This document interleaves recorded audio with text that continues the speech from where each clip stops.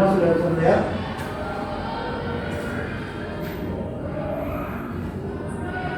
Kemarin sudah lihat slide yang beberapa ini udah ya? 10 sampai ini. Oke, gen dan alel ya. Jadi kalau kemarin sudah dibahas pengertian gen, harusnya sudah tahu ya.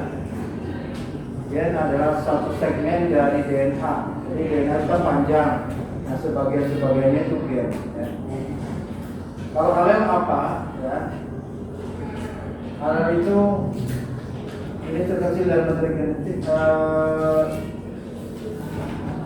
Gen kan ini terkecil dalam materi genetik yang mengendalikan sifat hereditas. Ya. Ini udah tahu ya. Gen terdiri atas DNA yang terpintal oleh protein histon dan tersimpan di dalam lokus kromosom. Jadi ada histon yang bolanya itu kemudian dia terpintal, ya. Dan sepasang kromosom yang homolog memiliki lokus yang bersesuaian dengan mengandung gen-gen yang bersesuaian. Nah, itu kalau kromosom bentuknya huruf X begitu. Kalau dipisah ya dari tengahnya, ini nih, nah ini nih, ya, ini ketika membelah itu kan kesini nih membelah, ya, nanti menjadi dua begini. Kalau ini namanya kromosom, kalau ini namanya kromatin, nah, ini kromatin, jadi ini kromatin. Nah, kalau berasal dari satu kromosom berarti misalkan diberi nama ini AB. AB itu adalah A dan B adalah kromatid saudara, kromatid sister. Nah, kemudian di sana dilihat ada gambar ini ya, garis-garis hitam putih itu adalah tempat terdapatnya gen.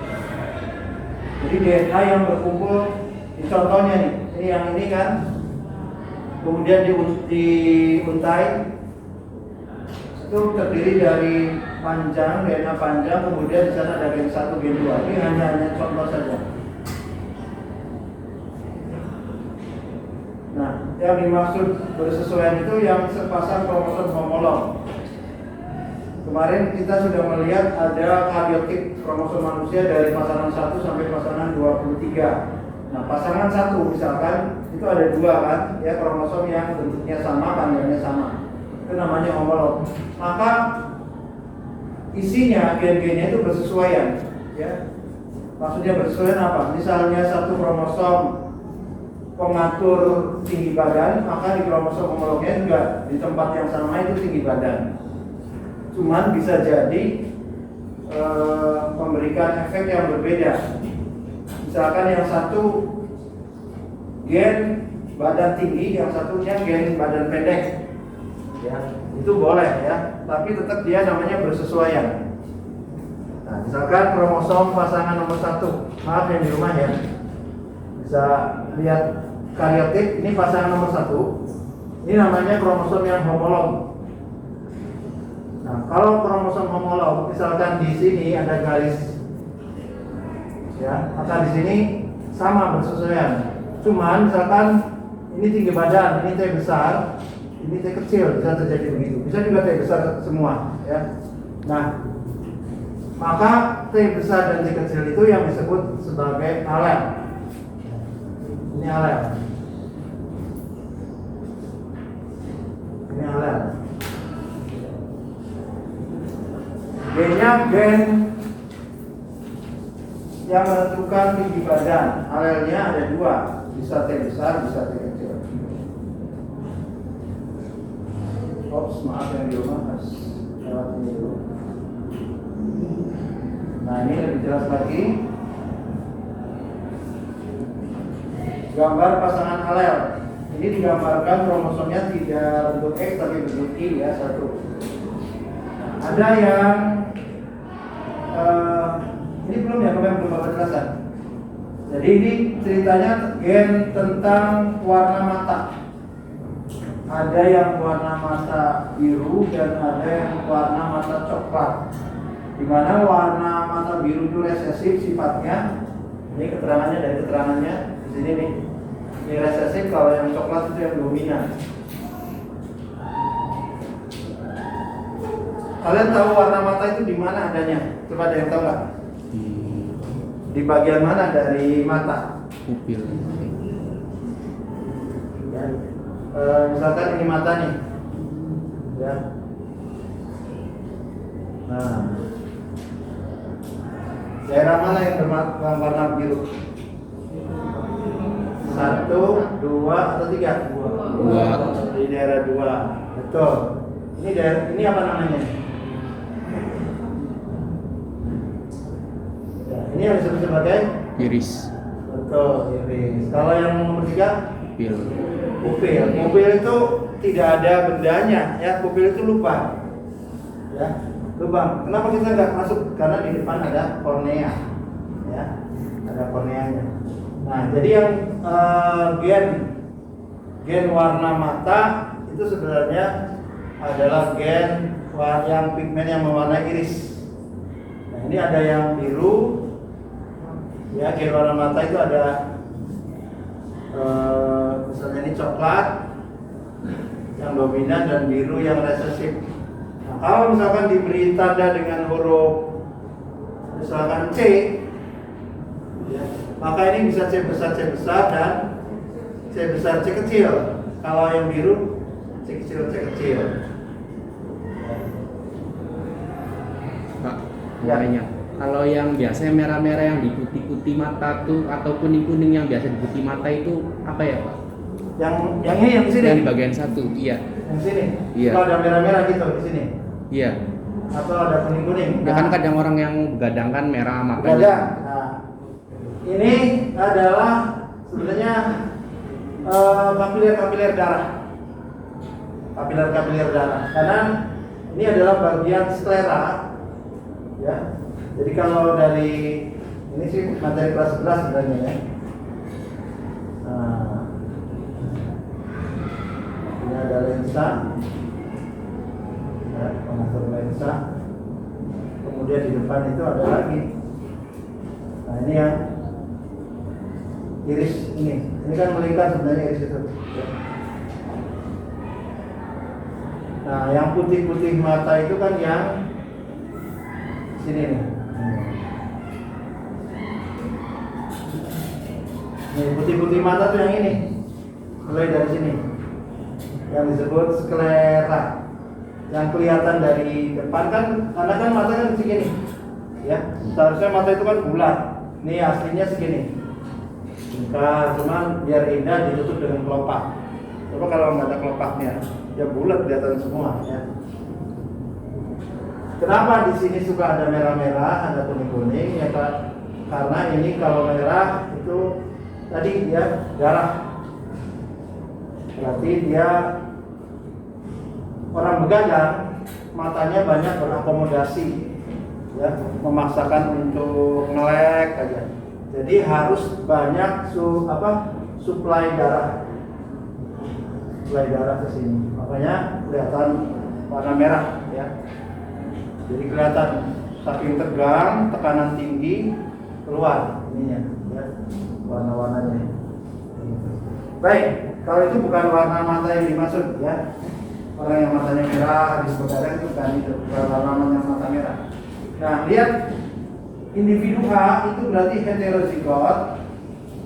Berarti kodenya kalau C ini adalah C besar, C kecil, ya, kode gennya. Kalau ini berarti C besar,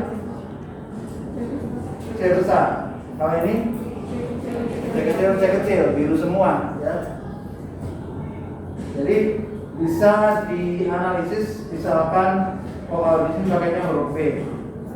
Misalnya ada orang Indonesia menikah dengan orang Eropa, ya. Eropa kan matanya biru, kecil. Misalnya ini kita termasuk mata apa sih, hitam ya, bukan coklat, apa coklat, hitam, ya. Nah, lebih dominan. Maka biasanya keturunannya bisa warna matanya adalah seperti ibunya nanti. Kecuali kalau heterozigot menikah, warnanya bisa kombinasi. Ya.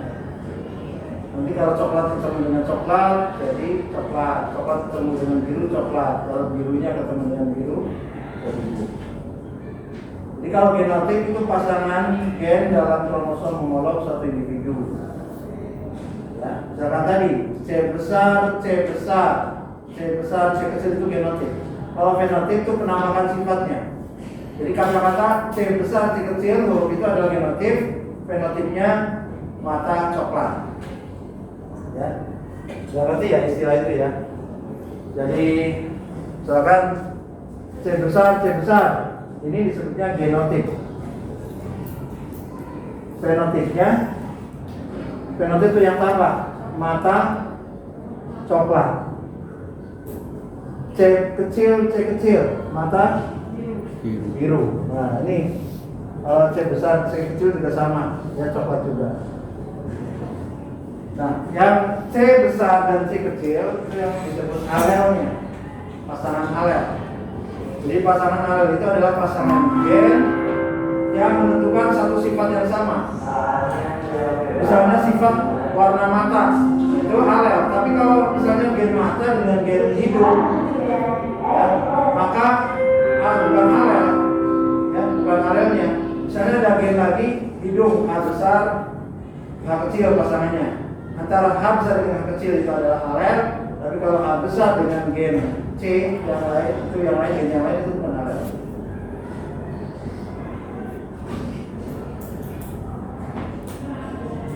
Ya. Nah, sekarang gen yang aktif, ekspresif, dan gen yang pasif. Setiap sel tubuh pada suatu individu mengandung gen-gen yang sama karena padanya berasal dari satu zigot. Namun, gen-gen tersebut dapat aktif di suatu organ tubuh tapi pasif di organ lain. Keaktifan gen dipengaruhi oleh keberadaan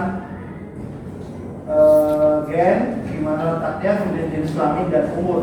Nah, ini maksudnya begini. Kita tahu di dalam setiap sel itu kromosom lengkap, ya. Ini satu sel tubuh manusia, ya. Ini kromosomnya 46 lengkap, ada semua. Kalau ada semua kromosomnya, berarti artinya semua gen juga ada kan? Dan semua sifat yang ada di dalam tubuh kita ada di dalam setiap sel itu. Padahal misalkan di tangan ada gen. Di telapak tangan kita ada gen penumbuh rambut atau gen warna rambut, ada. Tapi kenapa nggak muncul? Kenapa adanya di kulit kepala? Ada di atas mata, ada di bawah hidung. Ya. Jadi gen rambut itu kenapa nggak ada di telapak? Karena sel-sel yang ada di telapak, walaupun di selnya itu ada gen yang menumbuhkan penumbuh rambut, tapi tidak aktif atau tidak ekspresif, tidak muncul, tidak mengekspresikan dirinya. Apakah ada yang telapaknya berambut? Ada, itu warna apa? Kera, ya, monyet, ya. Ada kan ada rambutnya sampai ke sini panjang-panjang. Nah, itu karena di sana ekspresif. Ya. Terus jenis kelamin juga mempengaruhi. Masih bicara rambut, misalkan jenis kelamin laki-laki pada umumnya tumbuh kumis, ya, berarti ada terekspresi rambutnya. Kalau wanita mungkin kalaupun ada tipis saja, walaupun ada kelainan hormonal, misalkan wanita yang berkumis dan berjenggot ada juga, ya. Kemudian sel-sel yang yaitu sel yang ada di kuku, ya, sel-sel yang ini, ya, itu juga lengkap sebenarnya. Tapi kenapa tidak ada rambut? Ya, lagi pula kalau ada rambut repot kan harus disirin, ya. Jadi keberadaan suatu gen, munculnya gen itu tidak semua organ tidak di tempat sembarang untuk bisa aktif, bisa ekspresif. Walaupun kemampuannya ada, setiap sel itu kemampuannya, karena kan sel kan dari satu sel yang namanya zigot. Ya contohnya itu Bapak rambut aja dulu, mudah-mudahan paham. Ya kenapa rambut hanya di misalkan di kepala, ya, tidak di gigi, gitu ya, tidak di telapak tangan. Ya, karena itu gen-gennya di tempat-tempat tersebut tidak ekspresif, tidak aktif, atau disebutnya gen pasif. Nah, mulai struktur DNA. Struktur DNA itu ada terdiri dari gula pentosa, deoksiribosa. Pentosa artinya dengan 5 atom karbon, deoksiribosa artinya kehilangan oksigen 1. Deoksi, ya, ribosanya itu gula beratom karbon. Kemudian ada gugus fosfat PO4 dan ada basa nitrogen yang terdiri dari 2 jenis, yaitu purin dan adenin. Sudah Bapak terangkan belum ya, ini dulu ya waktu kelas 11. Oke. Ini yang di rumah gimana ya terangkannya? Atau kemarin waktu melihat film lihat kan? Jadi kan DNA itu yang di rumah bisa dengar suaranya D ini kan terdiri dari DNA nih, ya. Nah, terus DNA itu kalau diuraikan begini bentuknya double helix. Nah, ini kalau diluruskan, ya ini diperbesar dulu. Ini yang disebut double helix, ini bentuk DNA. Nah, terus ada ininya. Kalau diluruskan, ini sama aja dengan begini, seperti tangga tali. Bapak pernah belum waktu kelas 11 menerangkan ini? Udah ya? Ada yang disebut sebagai apa yang dipegang? Ibu tangga. Ada yang diinjak namanya apa yang kalau diinjak? Anak tangga. Anak tangga, bukan anak tetangga. Anak tangga. Jadi kalau yang misalnya kita naik tangga tuh, ini kan dipegang nih. Nah, ini yang diinjak. Ya. Yang dipegang ini namanya ibu tangga. Yang diinjak namanya anak tangga. Nah, ternyata mungkin ada nanti gambarnya di situ ya. Yang ibu tangganya itu adalah fosfat dan gula. Ya, gandengan fosfat dan gula. Terus anak tangganya gini semua. Gulanya segi 5, artinya gula pentosa, 5 atom karbon. Terus ya. Ini terus. Nah, sebelah sana juga ada 1, 2, 3. Tapi bentuknya terbalik. Pentosanya segi 5-nya terbalik. Ya, jadi nanti ini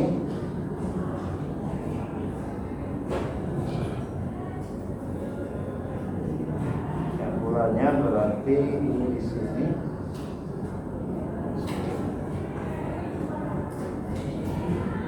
Ya.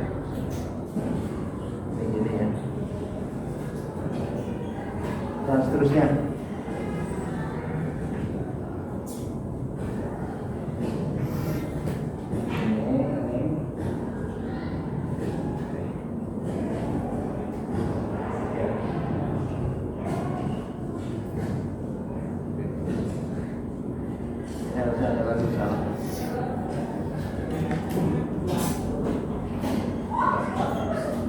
Ya, ini yang merupakan bahan pembuat ibu tangga, yaitu terdiri dari fosfat dan gula ribosa.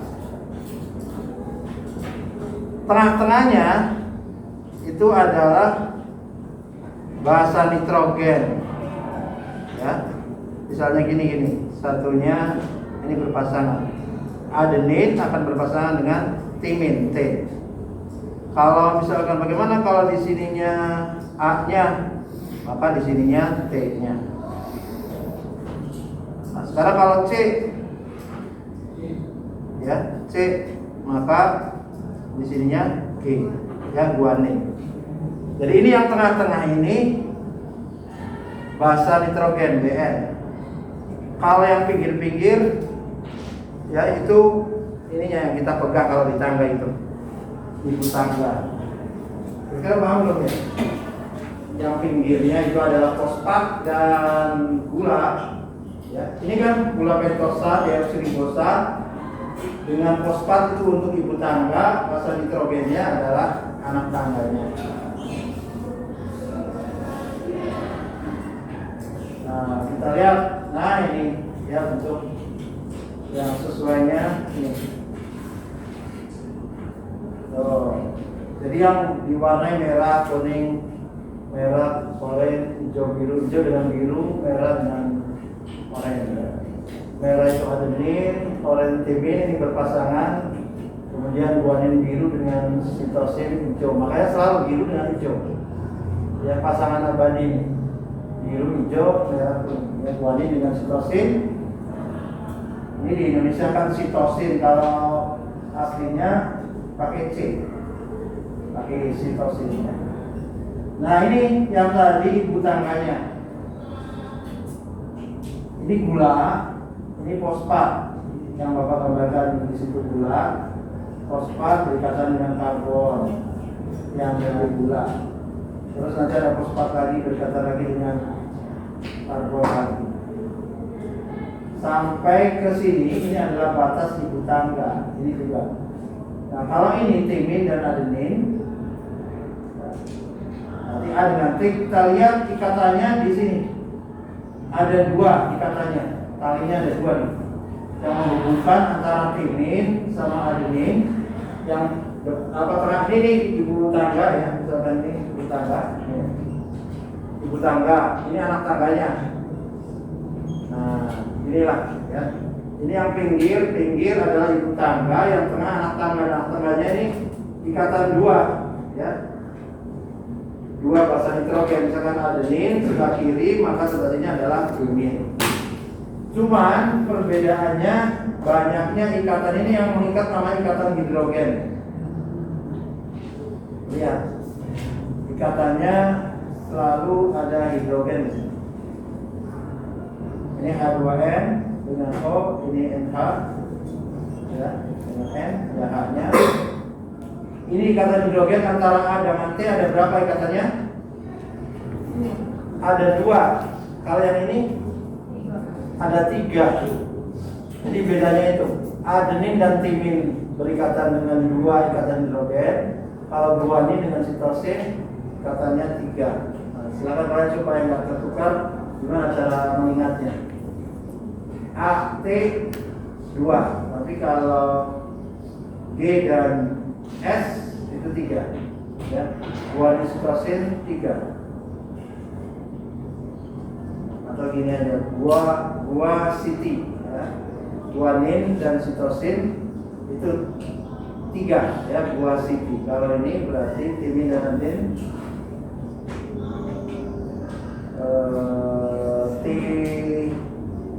tim adu, ya, tim adu. Tima 2 itu aja ya. Tima 2, timin dan adenin 2, kalau gua siti. Nanti aja Bu Siti ya, Bu Matematika atau Bu Siti. Gua siti, ya, guanin dan adenin 3 ikatan hidrogennya. Ini berpengaruh. Ikatan hidrogen itu sifatnya mudah lepas dan memang disengaja, ya, diciptakan mudah. Ikatannya nggak begitu kuat. Karena memang ketika membelah itu harus terlepas. Nah, ini untai ganda, DNA, ini basa nitrogen, ya, yang tengah, kemudian ini model kerangka DNA. Ini paham belum nih? Ngerti belum? Silakan kalian dengan ngerti nanya. Yang di rumah gimana, paham nggak dengan gambar ini? Jadi yang pinggir kalau kita naik tangga, ini kan bayangkan kalau ini diluruskan itu persis seperti tangga tali. Kalau kalian lihat di film-film ada penyelamatan orang di laut, tenggelam, kemudian dari helikopter turunkan tali, turunan tangga bentuknya tali. Ya, seperti ini. Oke, kalau udah paham kita lanjutkan. Nah, ini replikasi DNA. Bagusnya sih animasi, tapi nggak apa-apa, ininya dulu, konsepnya dulu Bapak jelaskan ya. DNA itu membelah, ada 3 teori. Replikasi itu berarti mereplika, memperbanyak. Proses penggandaan DNA untuk memperbanyak diri terjadi pada fase sintesis saat interfase menjelang sel akan membelah. Jadi ada waktu kita mempelajari tentang pembelahan sel, ada suatu fase tahapan namanya interfase, fase mau sel mau membelah. Ini ada 3 teori, perhatikan. Ini dengan nama yang berbeda. Ada teori konservatif. Kalau konservatif gimana? Ini misalkan DNA nih, DNA kan 2 nih. DNA itu membelah, yang ada yang menjadi seperti induknya, jadi seperti DNA lama, dan dia membuat langsung pasangan DNA baru. Jadi utuh. Maksudnya begini. Tadinya ini, coba untuk membedakannya apa? Nah ini kebetulan ini, nah bagus nih. Ini yang ujungnya warna apa ini? Hitam, ini biru ya. Nah, DNA tadi itu pasang gini, kemudian dia memproduksi dia sendiri, harus ada 2 lagi. Maka dua-duanya itu langsung kurang ya sebelumnya. 2 ini ya, 2 lagi seperti ini, 2 lagi seperti ini. Paham belum? Jadi contoh ini aja yang gambar jelasnya. Dari biru ada yang seperti induknya, kemudian dia mencetak pasangan DNA-nya tanpa putus. DNA-nya nggak pernah berpisah ini, tapi langsung mencetak DNA baru yang warnanya berbeda. Paham ya?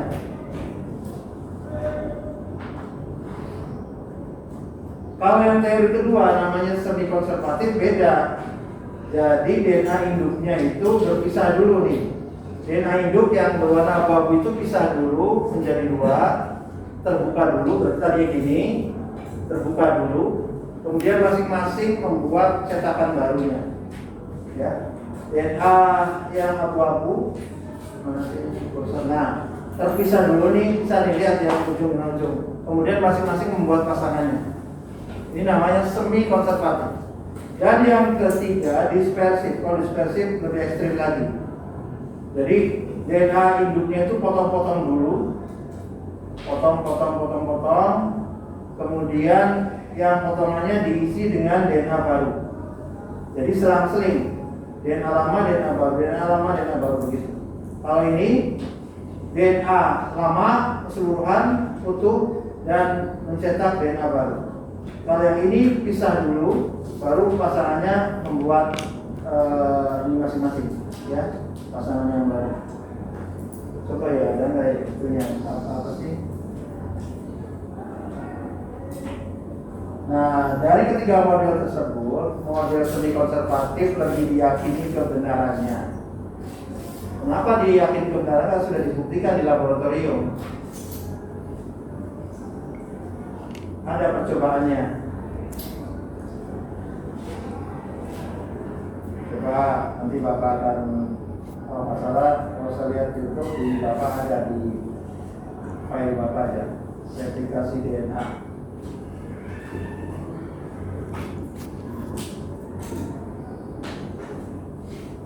DNA replication.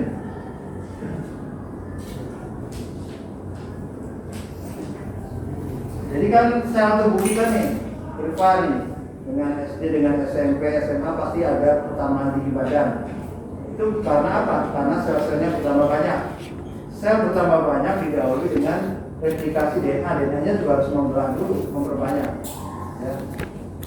Nah, untuk keperluan pembelahan sel.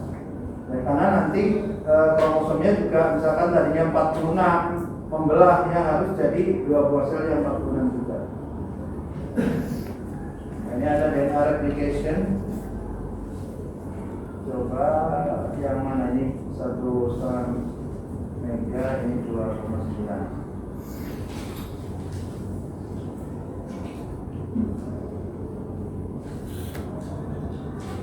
Oke, kalau tidak ada lagi, coba ini di sebentar ya, yang di rumah.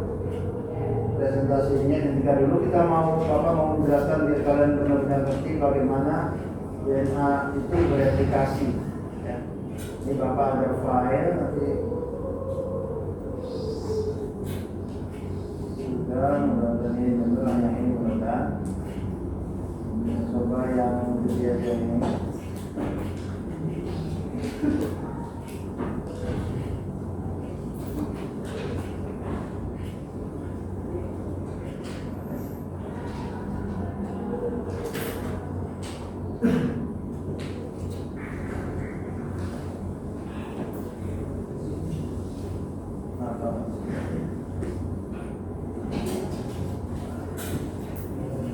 Ya, sebentar, filmnya lagi mempersiapkan. Ini biar kalian mendalam ya, tidak hanya yang di buku ada seperti itu sudah gitu ya. In a replication form, two DNA polymerases collaborate to copy the lead exhibition in Okazaki fragment. The clamp lacking strand template DNA. Oh, bukan yang ini.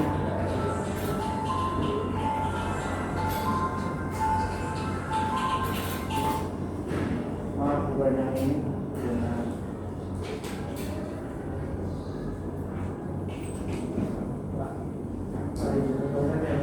Ya, saya lihat ya.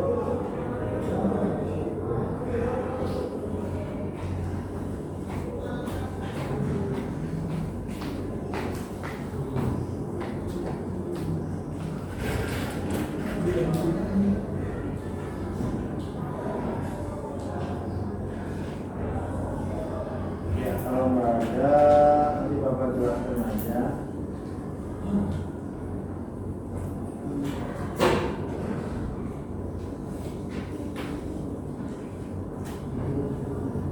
Sekali.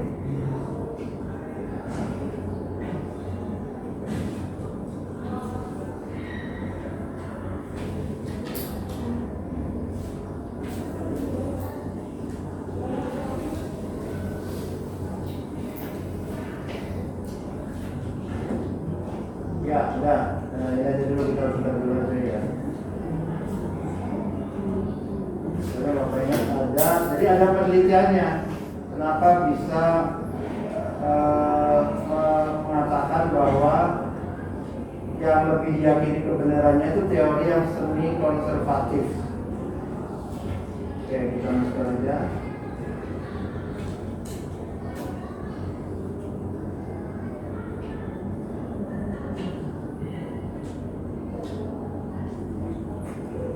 Ya, jadi yang dianggap, udah lihat ya filmnya.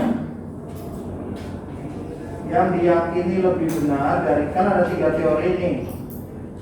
Ada konservatif yang katanya dia itu kalau mau mencetak DNA mau mencetak dirinya itu langsung dia mencetak yang baru. Tapi yang semi konservatif membelah dulu, baru masing-masing benang DNA-nya membentuk pasangannya. Jadi nanti DNA baru itu terdiri dari kombinasi antara DNA benang lama dan benang baru. Kalau yang ini enggak dipotong-potong, kemudian satu benang aja udah terdiri dari lama baru, lama baru, lama baru. Kalau ini enggak, satu benang lama, satu benang baru. Kalau ini enggak, satu pasang lama semua, satu pasang baru semua. Jadi gitu kira-kira. Yang paling benar sudah terbukti di laboratorium ini. Gimana sih para ahli? Ya Bapak juga mengagumi mereka ya, begitu kritis, begitu cerdas. Bagaimana cara bisa menentukan bahwa ini yang lebih benar? Yaitu dia dengan bakteri, menggunakan biakan bakteri dan juga menggunakan penanda radioaktif. Ya, ada unsur-unsur penanda radioaktif yang nanti bisa ditandai. Jadi misalnya, percobaannya siapa Bapak lupa ya. Ada padahal ini ada bakteri, misalkan diberi unsur nitrogen, katakanlah ini kode aja yang 1 ya, udah. Terus nah ini kan pasti berkembang biak bakteri itu. Nanti yang namanya nitrogennya, unsur nitrogen itu seperti penanda. Jadi di kromosom di DNA-nya itu dia ikut. Kemudian dipindahkan ke medium yang lain yang di sana ada N2. Ya. Ternyata di hasil akhir di tubuh bakteri itu, ya, di DNA-nya itu ada dua macam, ya. Jadi misalkan ini DNA-nya gini ya. Nah, ini DNA yang mengandung unsur penanda N1, yang lainnya pasangannya itu N2.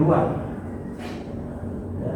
Artinya satu DNA itu tidak terdiri dari ini gini nih maksud apa gini nih. Nah, paham ya? Ini yang masih bukannya. Jadi satu DNA itu ada terdiri dari DNA yang lama yang ditandai dengan N1 dan N2. Ya. Kalau teori yang ternyata tidak ada yang dua-duanya hitam, misalkan isinya N1 semua atau putih semua, ini tidak ada. Berarti yang teori konservatif itu salah. Yang benar dilihat di bakteri itu DNA-nya ada berasal dari DNA yang mengandung unsur N1 dan ada yang unsur N2. Bapak lupa nama filenya, jadi Bapak cari lagi ya. Tapi udah paham belum kira-kira? Jadi yang dianggap benar yang semi konservatif, di mana DNA kalau mau mencetak dirinya, mau memperbanyak dirinya, caranya dengan membelah dulu, memisah, kemudian masing-masing punya pasangan. Ya. Oke, nomor 16, kalau waktunya tinggal 13 sampai 13 berapa? 20 atau 13, 40 ya? 40. Mudah-mudahan jangan bosan dengan suara Bapak ya.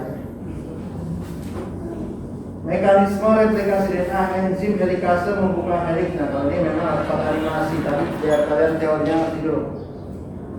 Pertama ada enzim namanya helikase. Jadi kalau begini tuh heliks, kan double helix itu artinya melilit itu heliks ya. Ada enzimnya yang bisa membuka lilitan itu jadi tadi tuh tangga terpilih menjadi tangga begini terpisah, itu namanya helikase. Membuka heliks ganda dari DNA itu, dari terlilit-lilit gitu kemudian jadi terpisah. Kemudian protein pengikat puntai tunggal menstabilkan DNA hidup yang terbuka. Karena udah terbuka kan DNA takut hancur, jadi distabilkan oleh protein pengikat puntai. Puntai utama yang disebut leading strand disintesis secara terus-menerus pada arah 5 ke 3.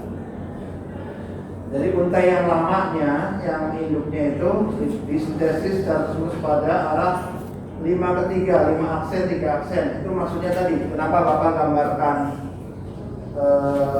segi limanya terbalik tuh? Ada pengaruhnya. Mana ya tadi Bapak gambarkan ya? Oh, udah dihapus. Nah, ini nih. Ini akan menghadap ke atas.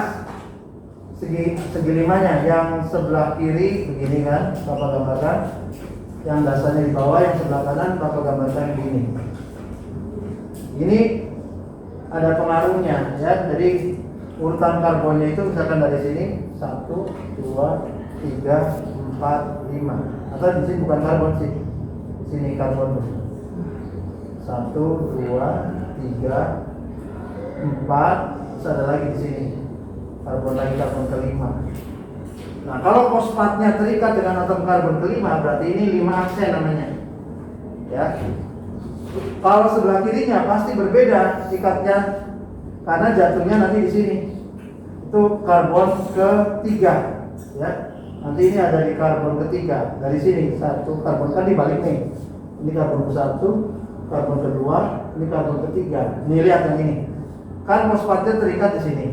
Maka disebut ini 3 aksen. Jadi benang, nanti benangnya tuh kalau Bapak gambar lurus saja. Ini benang 5 aksen, ini benang 3 aksen. Paham loh? Yang 5 aksen artinya si gulanya itu berikatan dengan fosfatnya di atom karbon kelima.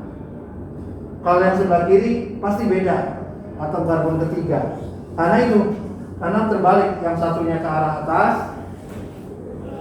Jadi ini sejajar tapi beda arah, seperti kereta yang punya jalur sendiri. Ya. Ini namanya disebut antiparalel. Paralel sejajar tapi arahnya beda, itu antiparalel. Kalau paralel sana semua. Kalau ini ada yang ke Jakarta, yang dari Jakarta ada yang ke Jogja, misalkan ini dari Jogja lurus keretanya, nah gitu. Nanti di ujung ini pasti 3 aksen, dan di sini 5 aksen. Nah, biar kalian paham kata-kata di situ. Jadi arahnya nanti deh kalau ada ininya bisa animasinya jelas. Jadi istilah-istilahnya Anda kenali, ya kalian kenali leading strand dibuat secara terus menerus, jadi bikin untai yang baru. Tadi kan bisa gini nih. Nih, yang lama kan bisa, ya. Terus masing-masing membuat pasangannya. Ini bapak yang ini dulu. Ini bikin pasangan sendiri. Terus yang ini bikin pasangan sendiri. Nah, caranya itu dibuat. Bahan-bahannya kan sudah ada, jadi tinggal menyusun saja. Oleh DNA polimerase, namanya DNA polimerase. Polimer itu artinya memperbanyak DNA. Dimulai dari satu primer RNA yang disintesis oleh enzim primase. DNA polimerase kemudian menggantikan nukleotida primer RNA dengan DNA. Untuk memanjangkan protein baru, DNA polimerase harus bekerja di sepanjang cetakan yang jauh dari cabang replikasi. Nah, cabang replikasi itu maksudnya jadi terbukanya itu nggak langsung terbuka semua. Oke, ini kayaknya harus pakai animasi nih, ya. Nah, ini ada gambarnya. Kalau di gambar juga belum jelas. Nah, di gambar juga nanti kaliannya belum jelas. Jadi bagusnya Bapak cari, masih ada waktu 10 menit. Kalau pakai di sini kok nggak ada ya DNA replication. DNA replication yang tadi bukan ya.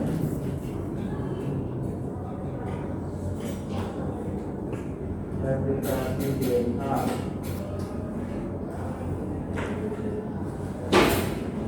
Nah, ini sama kasih dengan sama ya. Udah lihat di YouTube aja, cari di YouTube. Nah.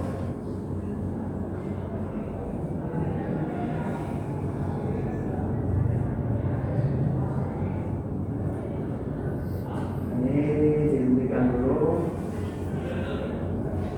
Ya, Bapak akan cari video di YouTube dengan aplikasi animasi ya, animasi.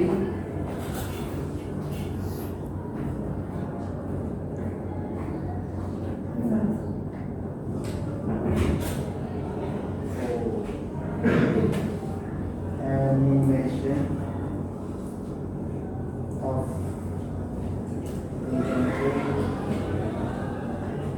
replication. Okay.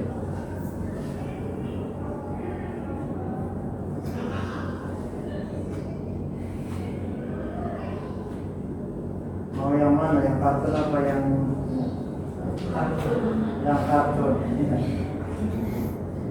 Oke, yang kartun biasa lebih enjoy ya.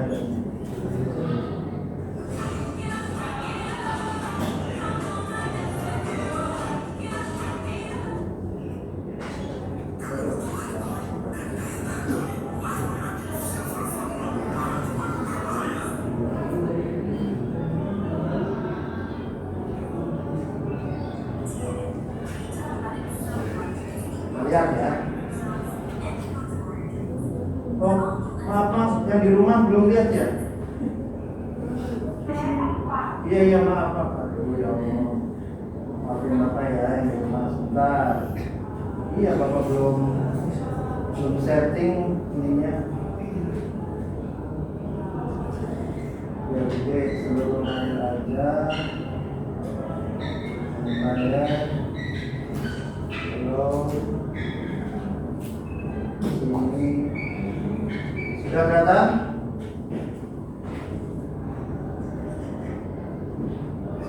Sudah ya. Yang ini dari Amoeba Sisters. Yang bikin videonya Amoeba Sisters.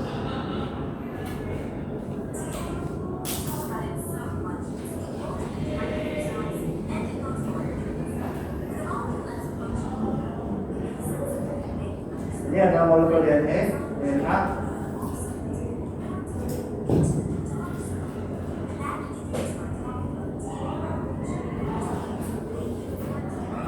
Making more DNA, jadi memperbanyak DNA. Di mana tempatnya? Tentu di dalam inti sel nukleus. Ya. Untuk sel prokaryotik kan nggak punya inti, ya.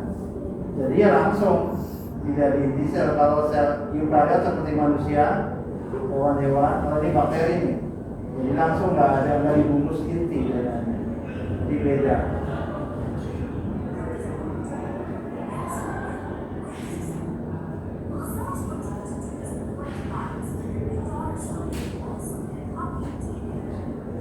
Ya, jadi sebelum, nah ini bagus nih, menceritakan tentang pembelahan sel. Jadi dalam tahap pembelahan sel siklus itu yang terbanyak justru interfase, fase mempersiapkan sel itu membelah. Nah, termasuk di dalam fase persiapan itu tadi, DNA-nya tuh digandakan dulu, dikopikan dulu. Ya, jadi kalau mau membelah sel itu, maka data-datanya kan harus dikopi. Sama kalian pengen punya laptopnya, ada laptop satu lagi. Ya, tapi data di sini nggak boleh hilang, jadi dikopikan, dipindahin ke laptop yang satu. Kita lanjutkan.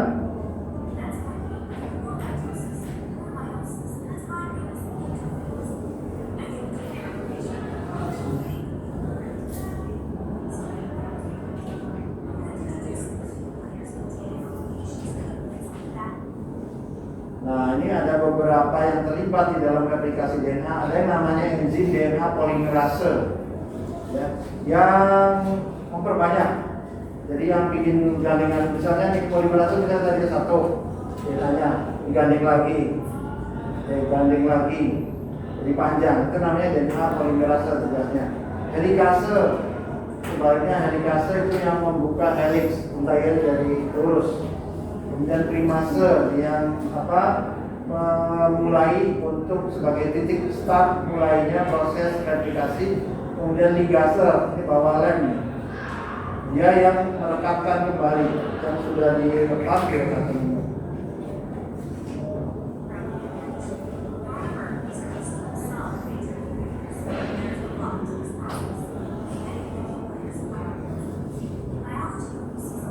Nah, jadi ini enzim-enzim pekerja-pekerja yang membantu proses replikasi DNA.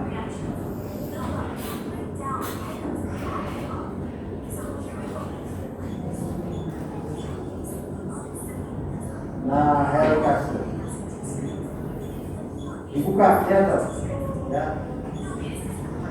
Jadi helikase, nih helikase unzipping enzyme, jadi enzim yang unzip, ya. Kalau sleting kita ya baju itu kan kalau ditutup ini jaket ya, itu namanya zip ya. Kalau unzipping berarti dibuka. Sama DNA juga tadinya tertutup ini kemudian dilepas. Itu helikase. Oh, kan dibuka ya. Tadinya kan gini two strand. Dibuka nih, kelihatan ada yang kuning, ada yang ungu. Ya, ini kan udah terbuka. Ini enzim ini si merah ini adalah enzim helikase. Oh, dia terus menerobos, ya. Terus,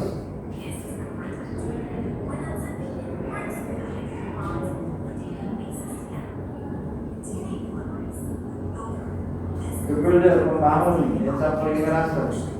Nah, ini kan mau membentuk pasangannya, ya DNA baru. Ini disingkat-singkat. Apa dia? Di mana mulainya nih yang itu primer. Let's do this. Nah, itu berupa RNA.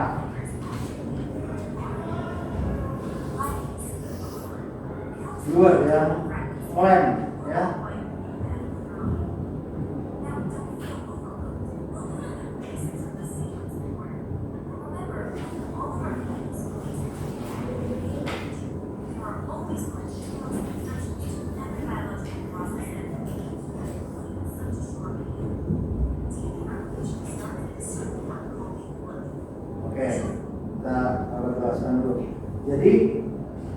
dimulainya DNA ya memperbanyak diri itu dimulai dari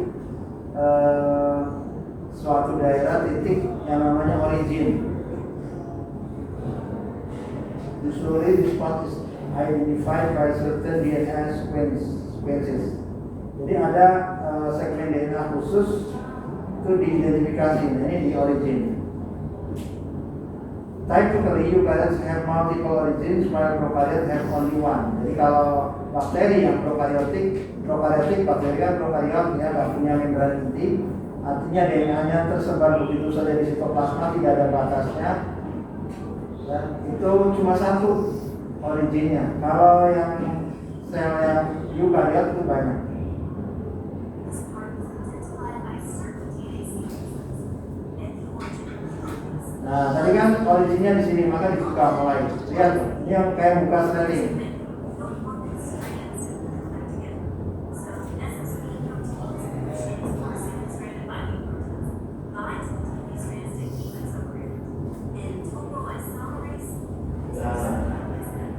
Ada tokoh istimewa.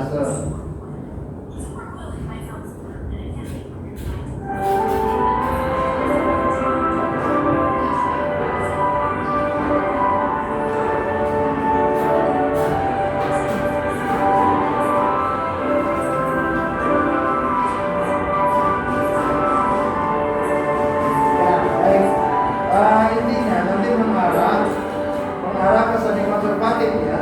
Jadi ini dibuka, nah ya, kemudian nanti terbentuk DNA baru, pasangannya yang baru bukan tidak sama dengan yang lamanya. Ya. Intinya sih begitu nanti hasil akhirnya.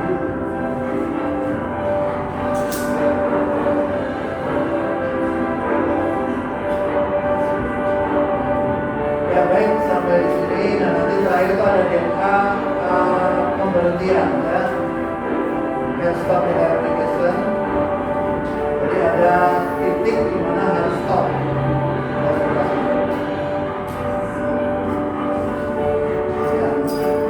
Kita akhiri dengan doa. Bismillahirrahmanirrahim. Subhanallah wa bihamdika.